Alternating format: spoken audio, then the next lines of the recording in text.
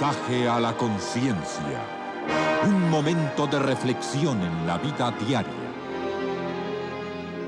Escúchelo hoy en la voz de Carlos Rey. El primer capítulo de la historia de mi autoría describe al Santa Cruz de 1900 como un pueblecito de no más de 20,000 almas en que el tiempo parecía haberse detenido y sin prisas transcurría la vida.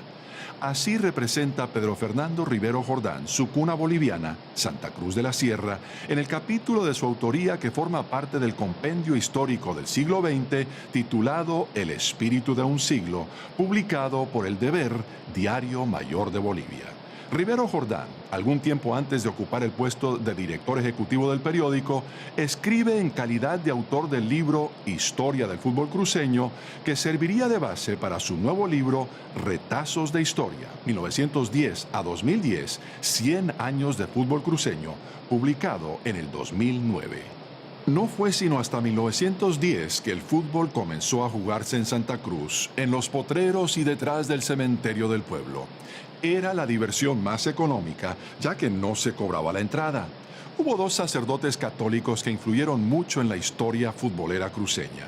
El primero de ellos, el padre Luis Vázquez, llegó de Sucre con una novedosa pelota de cuero que reemplazaba una de goma cruda fabricada en el Beni. Él fue uno de los capitanes disputantes entre los equipos Royal y Oriental que debieron jugar por una copa en la cancha del Trompillo el 6 de agosto de 1911. Aquel partido se suspendió, a pesar de las protestas del señor prefecto y de los esperanzados concurrentes, porque la figura del Royal, Manuel Marcó, que era el único jugador que calzaba unos novedosos botines con puentes, se negó rotundamente a cambiarlos por los botines resbalosos como los que calzaban sus adversarios.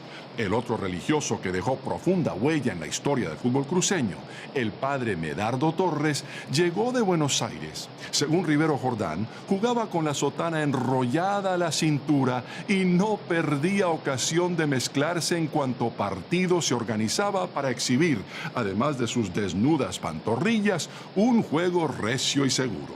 El padre Torres llegó a ser, en 1917, uno de los fundadores y el primer presidente de la Santa Cruz Football Association, llamada así debido a la influencia de la cuna inglesa del fútbol. Don Pedro Rivero Mercado, director del Deber, quien fue a la vez presidente de la Asociación Nacional de la Prensa Boliviana, aduce en su presentación a este resumen periodístico del siglo XX que la idea nació para que las viejas generaciones no pierdan su memoria y para que las nuevas conozcan los hechos y los protagonistas que han marcado una época. 20 siglos antes, Dios, el Padre Celestial, el creador de todas las cosas, concibió la idea de que su Hijo Jesucristo viniera del cielo y se identificara con nosotros así como se identificaron con los cruceños los padres Vázquez y Torres. Esa idea divina nació para que las viejas generaciones no perdieran su memoria, para que las nuevas conocieran los hechos de la vida, muerte y resurrección de Cristo que han marcado la época actual a tal grado que a partir de su nacimiento se considera todo año como después de Cristo, y para que todas las generaciones lo conocieran a Él como el protagonista central de la historia, no de la historia del fútbol nada más, sino la de todo ser humano a quien creó con la capacidad de disfrutarlo. Si desea recibir un mensaje a la conciencia a diario por correo electrónico, puede ingresar a nuestro sitio conciencia.net y suscribirse hoy mismo.